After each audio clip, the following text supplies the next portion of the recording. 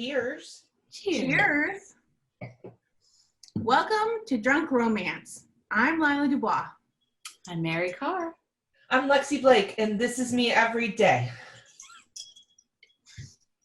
On today's episode of Drunk Romance, we will be discussing, Mary, go. Books that brought you into romance. Who's you? The three of us. Or me? Or her? All of us. Us.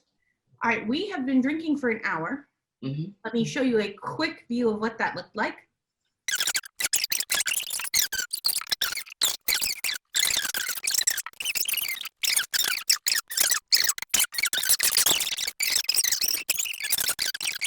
I had opened a new wine bottle. So I'm out there,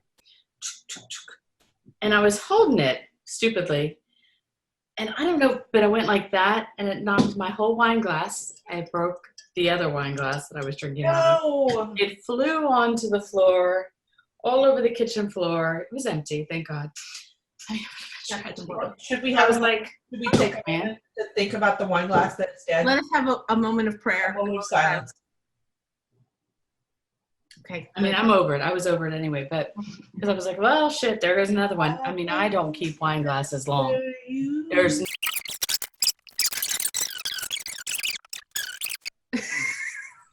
This is not on fast forward, just so you know.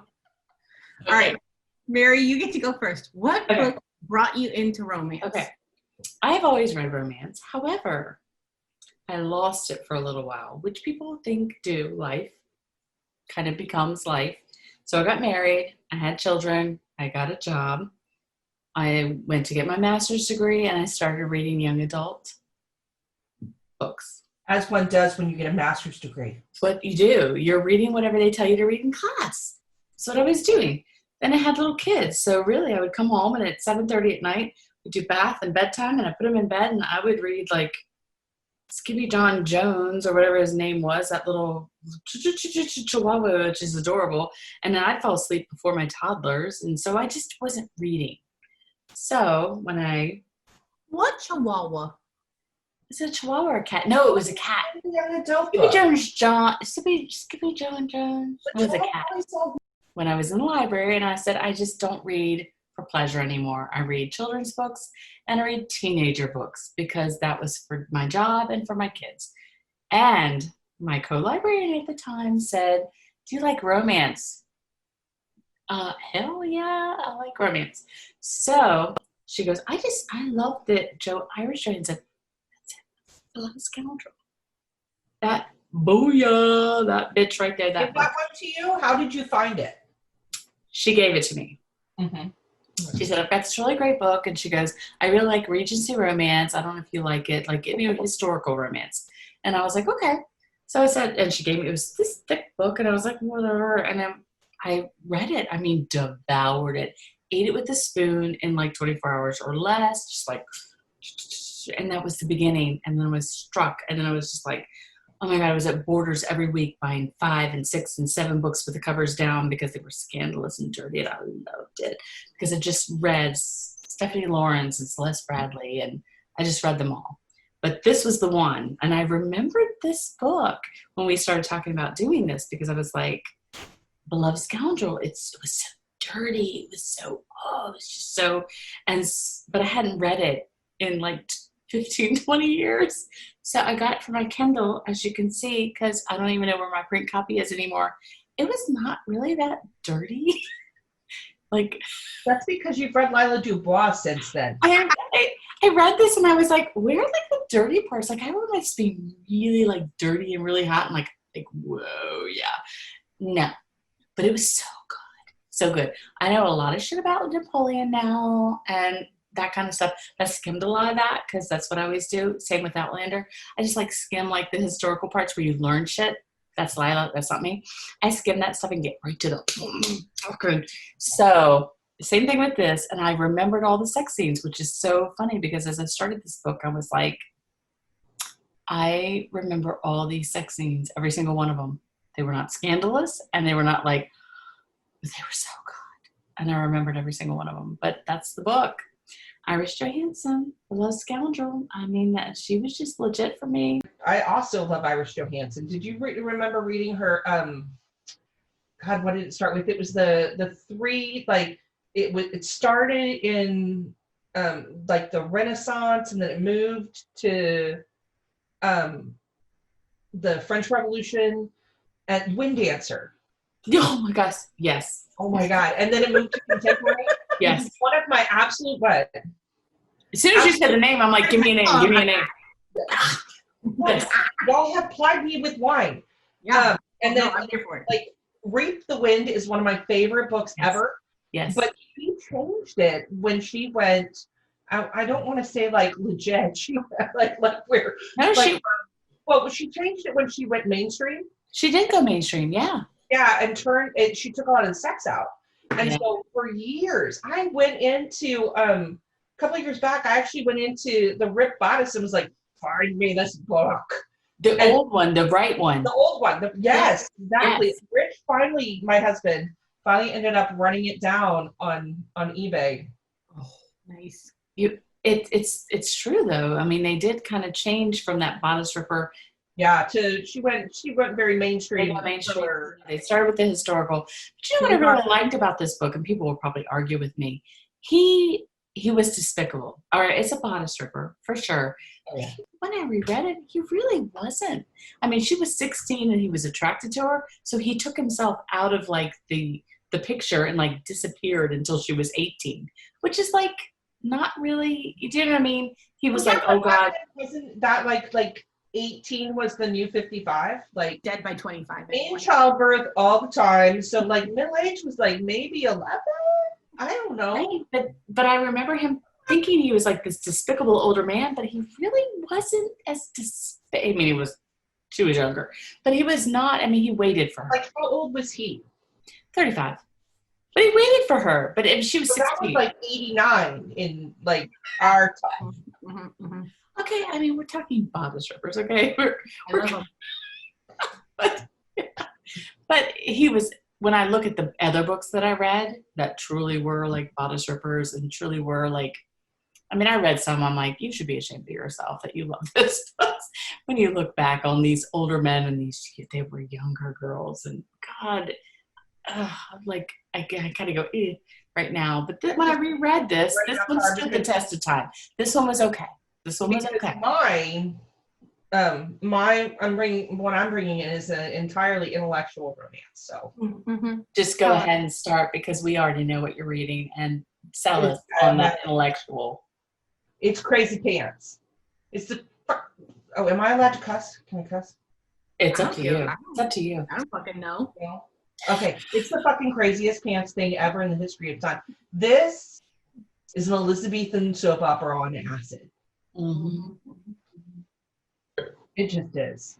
Like, you have to say the name. What the drama that most books have, she's already gone through about a third of the way through this book. Third of the way through this book, she has already been dubbed like the queen of her dad's like shipping empire, which he doesn't really have a shipping empire. He's like this little Irish like shipping like thing. And so then dad, who thinks that she is the only pretty one, like seriously thinks she's the only pretty one. She had the big boobs. You're not talking about the boobs. I feel like you should talk about boobs and stuff. But then he's like, "Oh, but you're really pretty, so I'm gonna sell you to this dude who I owe allegiance to." And so she's supposed to get married to this dude, but then a hotter dude shows up, and he has more power, and he also likes her boobs.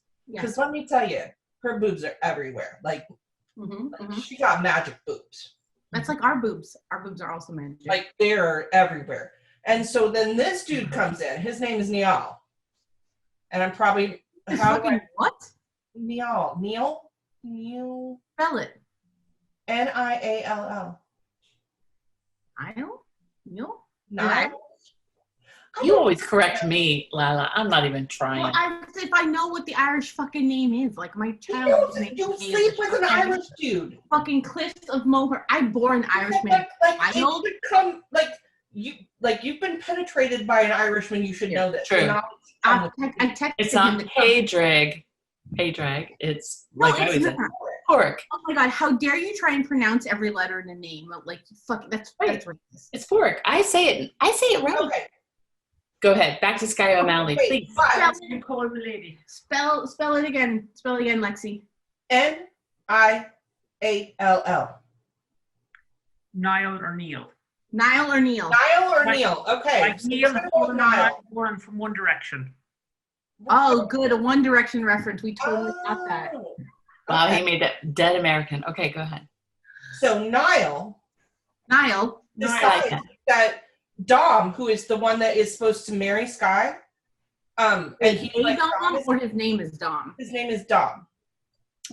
Less exciting. Oh, okay. But Dom also has a really big dick that comes into play later on in this book.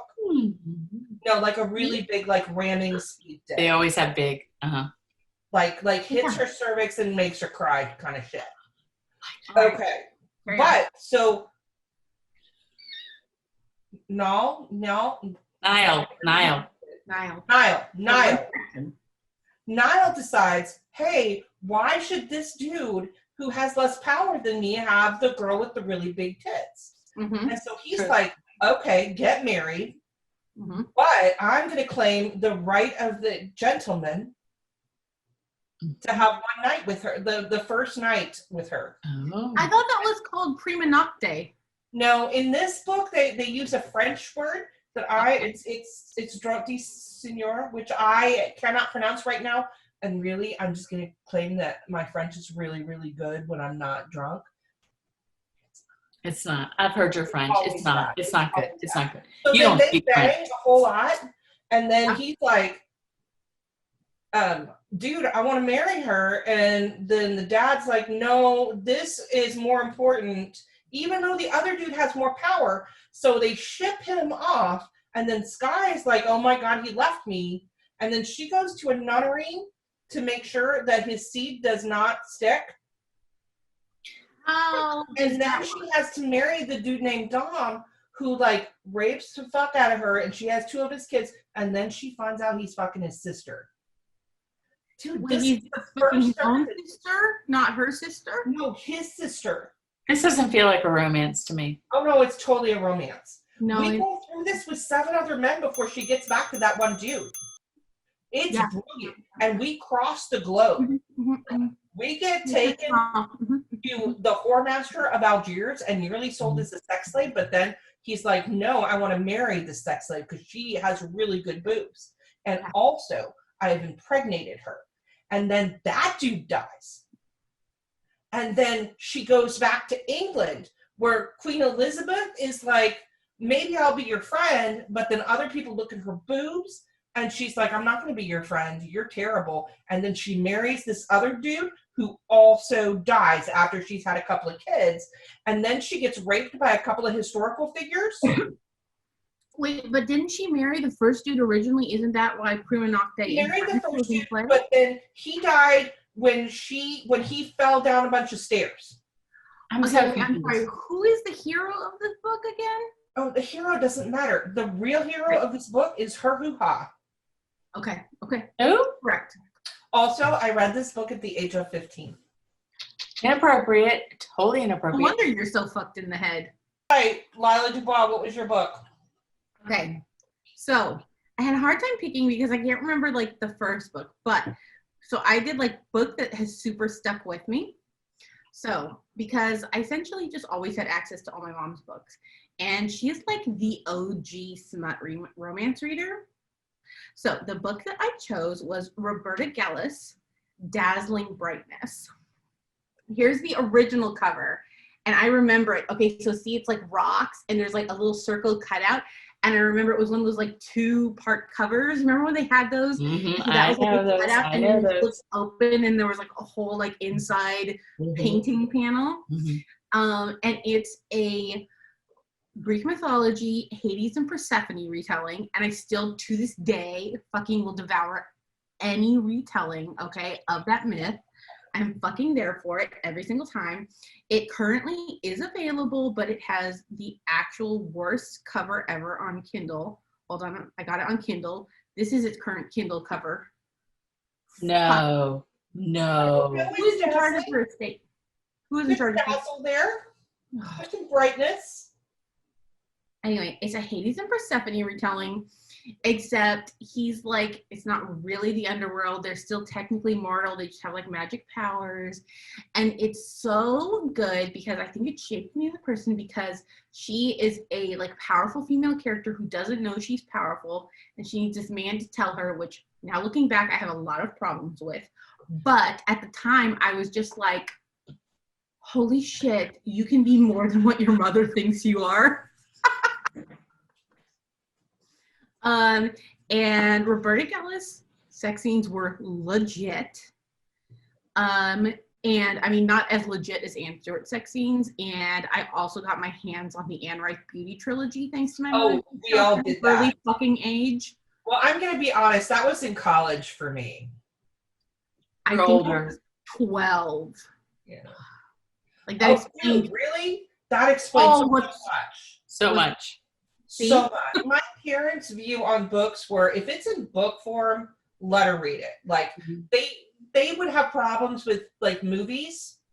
Like they wouldn't let me see certain movies, but if I was willing to sit down and read a book, they were like, I don't care. So That I was read my a dad. lot of like Stephen King. And My Jackie I read Collins stage was my father. Yeah. That was Judith, right. I would steal his books from his. Judith. no way. I love it. Who wrote So- Princess Daisy? I also have to say, for Roberta Gellis, I did one time take a Greek myth and mythology test that I had not studied for at a top 30 private university, and I passed the test based entirely on the fact that I had reread a Roberta Gellis novel like really recently. And at the time, my mom was like pen pal friends with Roberta Gellis and emailed Roberta Gellis that I had done this, and Roberta Gellis's response was literally, "Oh no." I think I love Roberta. This moment when I feel passingly sober, to say, ask our viewers to put in the comments what your book that brought you into romance or back to romance or otherwise fucked up your psyche to a point that you still read shit that the three of us write. Please put the name of that book and the author in the comments. I read to have dogs on the cover now. Everything is beautiful. What? I cannot even deal You with wouldn't you. tell them this is going to be serious. Just say we're going to keep doing this shit. We're going to keep subjecting people to this. Oh, this is also true. This is what we do anyway. Just like without people. We literally do this every week, so we decided to film it. So, in the next few weeks, we will be dissecting each other's books, which should be a fucking scream. And then we are opening it up to suggestions. What books should we read and then discuss while drunk? Book club. This is Drunk book officially Drunk Romance Book Club. If you too would like to drink and read romance, well, honestly, you're probably doing it anyway.